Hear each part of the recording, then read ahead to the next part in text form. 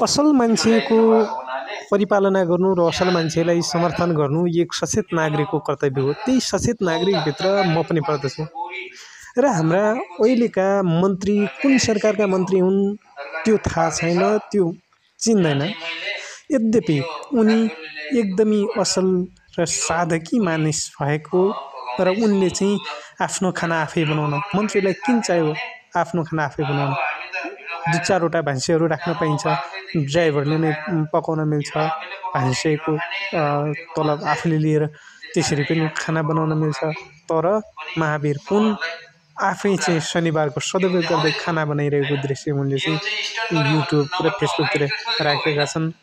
यो हो नि एउटा असली जुन गरिब देशका लागि, जुन गरिब जनताका लागि शासन गरिरहेका जो शासकहरू हुन् तिनीहरूले यो हो नि त हेर्नुपर्ने।